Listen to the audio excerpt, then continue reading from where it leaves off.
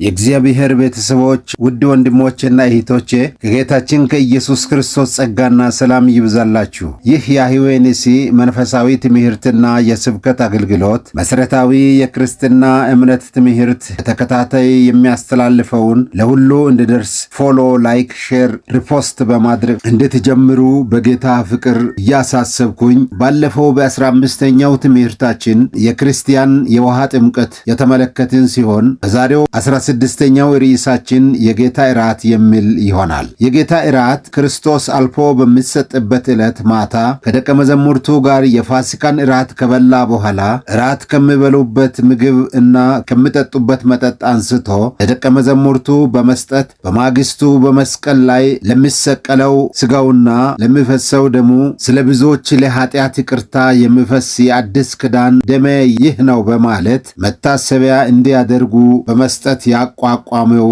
ሥርዓት ነው። ማቴዎስ ወንጌል ምዕራፍ 26 ከቁጥር 26 እስከ 29። ይህ ሥርዓት ከምግብና ከመጠጥ የሚዘጋጅ ነገር ግን ሰው ከሚበላውና ከሚጠጣው መጠጥ ከተራው ምግብና መጠጥ የተለየ ማለትም በጸሎት የተቀደሰ በመሆኑ በአንዳንዶች ዘንድ ቅዱስ ቁርባን በመባል ይታወቃል። ኢየሱስ ካረገ በኋላ በመንፈስ ቅዱስ መውረድ በኢየሩሳሌም ለመጀመሪያ የተቋቋመችው ቤተ ክርስቲያን አባሎቿና የትምህርትና የአምልኮ መሪዎቿ ኢየሱስ የሥጋውንና የደሙን መታሰቢያ ሥርዓት በሰጣቸው ምሽት አብረው የተካፈሉ የኢየሱስ ሐዋርያት ስለነበሩ እርሱ የሰጣቸውን ሥርዓት ለማመልከት እንጀራውን መቁረስ ብለው ይጠሩ ነበር። በሐዋርያት ሥራ ምዕራፍ 2 ቁጥር 42 ክፍሉ እንዲህ ይላል። በሐዋርያትም ትምህርትና በኅብረት እንጀራውንም በመቁረስ በየጸሎቱ ይተጉ ነበር በማለት ይናገራል። ስለሆነም ይህ ሥርዓት የጌታ እራት ሥጋ ወደሙ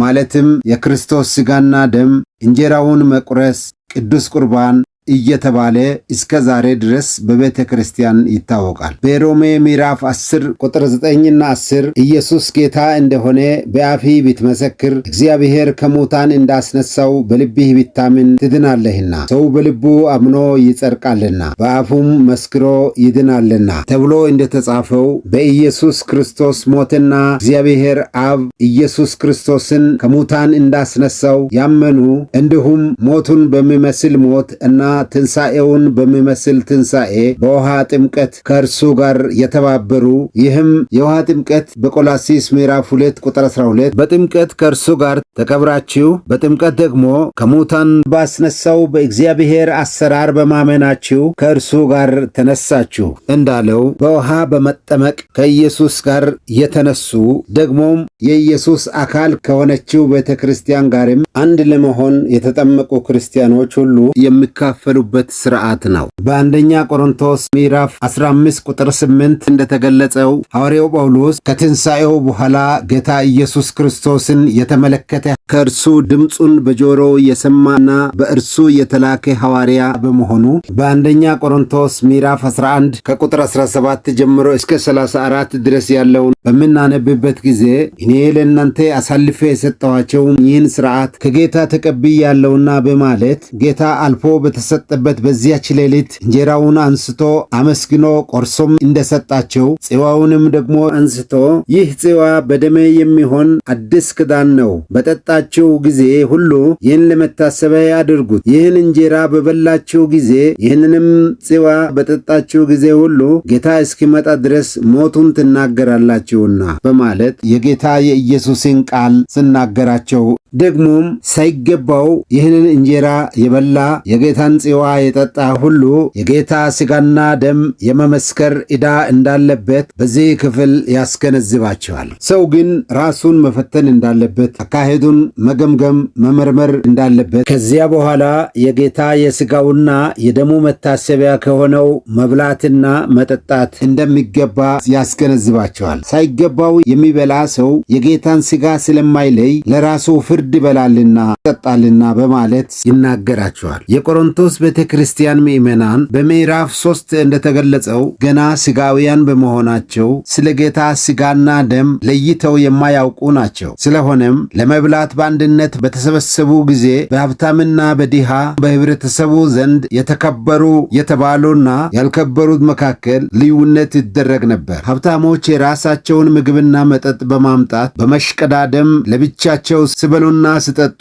ሲሰክሩም፣ ድሆችና በዚያ ዘመን ባሪያ አገልጋይ የነበሩት በጣም ዝቅተኛ በኑሮ ደረጃ ላይ ያሉ የሚሰጣቸውና የሚያደርሳቸውን በማጣት በዚያ በተሰበሰቡበት ይራቡ ነበረና ክርስቶስ ለሁሉ የሞተላቸው የአንድ አካል ብልቶች የሆኑና አንዲት የክርስቶስ ማህበር የሆነች አንዲት ቤተ ክርስቲያን በተግባራቸው ግን ክርስቶስን የሚያዋርዱ በድርጊታቸው እግዚአብሔርን የሚያስቆጡ ነበሩ። በዚህ ምክንያት የጌታ ተግሳጽ ወይም ፍርድ ስለሆነባቸው በመካከላቸው በሥጋ ብዙዎች የደከሙ የታመሙም ብዙዎች አያሌዎች ደግሞ አንቀላፍተዋል። ይህ እንቅልፍ የተባለው ሞት ሲሆን በመጀመሪያ ምዕተ ዓመት ሞት በዘይቤያዊ አገላለጽ እንቅልፍ ማለቱ የተለመደ በመሆኑ የሚበዙቱ በፍርድ ቅጣት ሞተዋል፣ አንቀላፍተዋል። በዕብራውያን ምዕራፍ 12 ከቁጥር 7 እስከ 11 አባት የማይቀጣው ማን ነው? ነገር ግን ሁሉ የቅጣት ተካፋይ ሆነዋልና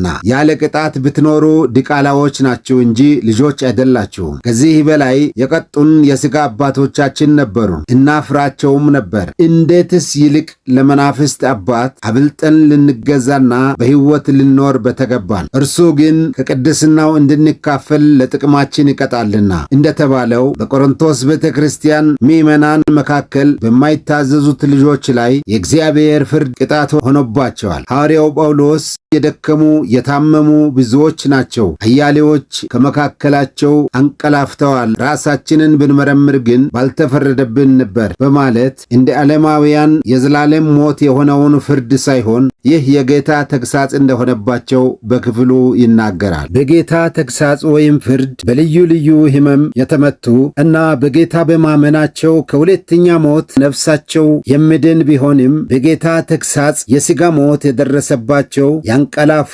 ብዙዎች ናቸውና በቁጥር 32 እንደምናገረው በተፈረደብን ጊዜ ከዓለም ጋር እንዳንኮነን በጌታ እንገሰጻለን ይላል። ከዓለም ጋር እንዳንኮነን የጌታ ፍርድና የእርሱ ተግሳጽ እስከ ሥጋዊ ሞት ድረስ ቢሆን እንኳ ለክርስቲያኖች ለጥቅማቸው ነውና በነፍሳቸው ከእግዚአብሔር ጋር ለዘላለም ይኖራሉ። በቆሮንቶስ ቤተ ክርስቲያን ወደውና ፈቅደው በገዛ ነፍሳቸው ጨክነው ኃጢአትን የሚሰሩም ስላሉ በሥጋ ቅጣት ደርሶባቸው በጌታ ቀን በነፍሳቸው እንዲድኑ ሐዋርያው ጳውሎስ ወደ ውጪ ወደ ጨለማ አውጡት፣ ለሰይጣን ስጡት የሚለው ምዕራፍ 5 እና ምዕራፍ 6 ለዚህ ዘመን ክርስቲያኖች ለእኛ ብዙ ትምህርት ይሰጠናል። ለክርስቲያን ሥጋዊ ሞት እንቅልፍ ነውና ክርስቲያን በዚህ ዓለም ሲኖር ለኃጢአት የሞተ ስለሆነ አሁን እንኳ በሚኖረው ኑሮ ክርስቶስ በእርሱ ይኖራል፣ እርሱም ለክርስቶስ ይኖራል፣ ክርስቲያኖቹም ለእግዚአብሔር ክብር ይኖራሉ። በመጨረሻም ሐዋርያው ጳውሎስ ንግግሩን ሲያጠቃልል ስለዚህ ወንድሞቼ